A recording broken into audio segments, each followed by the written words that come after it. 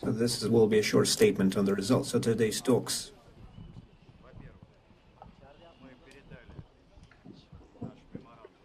We have transmitted our memorandum to the Ukrainian side,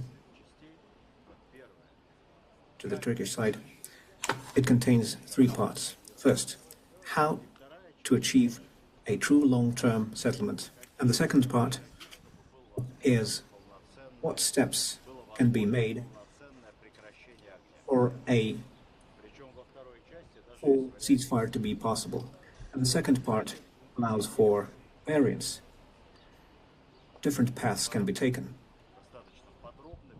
Memorandum is quite detailed, and the Ukrainian side decided to review it. After they review it, they will respond. In addition to that, we have resolved several practical issues. First, we unilaterally transfer 6,000 frozen bodies of Ukrainian soldiers, which are on storage with us. We've conducted all possible identification procedures, and we have organized special transport, and those bodies will be transferred to the Ukrainian side next week so that they can give them a decent burial.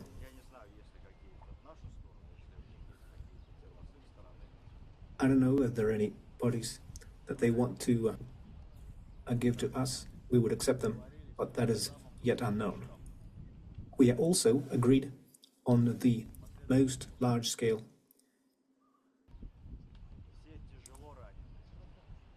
prisoner exchange. Those who are gravely wounded or gravely ill, that will be a humanitarian gesture on our side. A similar all-for-all formula will be used to exchange young soldiers of a given age.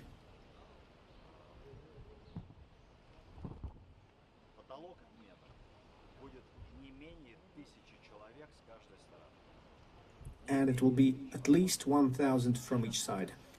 And it could be more. These numbers are now being coordinated. We also agreed to establish a permanent medical commission to provide conclusions, to make exchange lists for gravely wounded soldiers. Those exchanges will be carried out on a working basis and will not require our approval.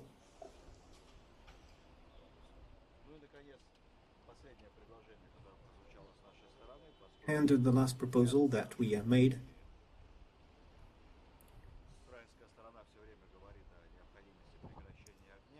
is, as the Ukrainian side often speaks about the general need for a ceasefire, we proposed a specific ceasefire for 2 or 3 days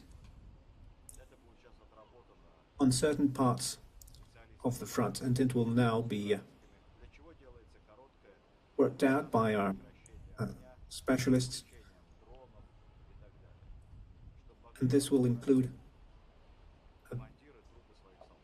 the cessation of drone operations and other things, so that the bodies can be collected by commanders. It is a hot time of the year,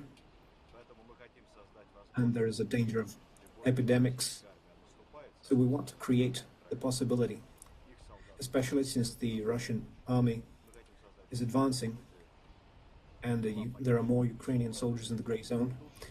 We want to create conditions for the bodies to be collected and transferred to the other side for a decent Christian burial.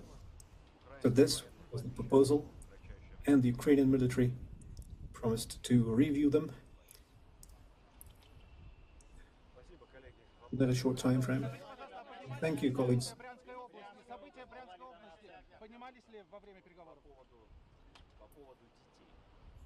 Now, regarding children,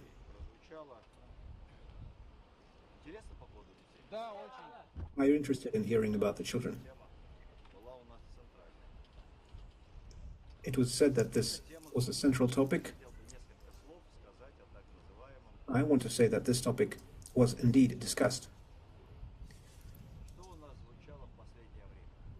So, what did we hear recently? At the United Nations, at other platforms, we heard about 1.5 million Ukrainian children being abducted. Then we heard about 200,000 Ukrainian children. Now the official figure is 20,000 children. And we tried to get any documentary evidence, any corroboration statements from parents, but there was nothing, no lists. And we have a permanently operating children's ombudsman, and children who found themselves in a difficult situation in the battle zone, they're evacuated. And if their families are found, the children are reunited with their families. They're given back to those families. So what are the actual numbers? We finally received the full list. As you see, it's not 1.5 million and not 20,000. 339 names. And on every child in this list, we will carry out the necessary examinations. We are currently reviewing all the applications, and our ombudsman has returned 101 child,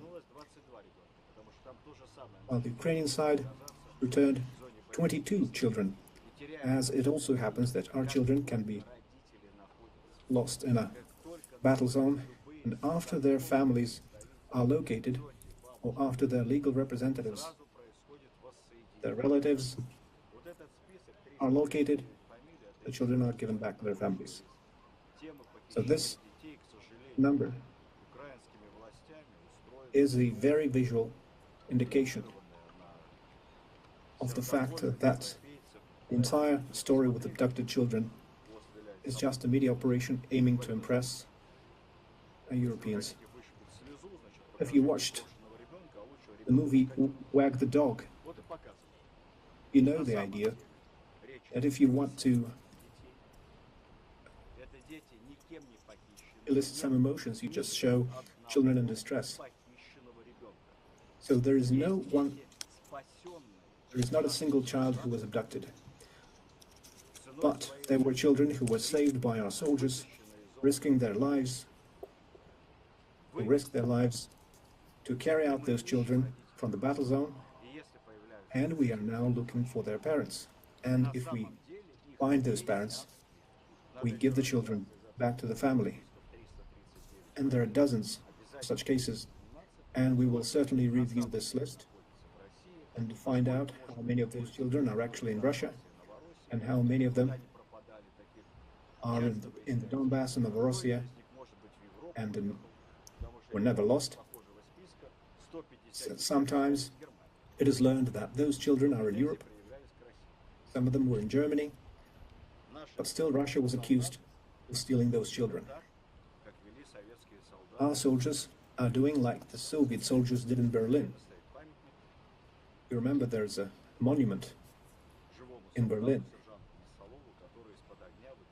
celebrating the Soviet sergeant who saved the children from fire. So this is what is happening now. And this shameful PR campaign should of course be stopped. It only harms children. Every child will be reunited with their parents. All the families on both sides will be together again. It's a matter of honor. А будет следующая встреча?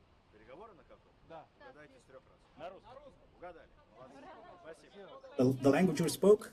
Well, you can guess. Russian. Right, you got it.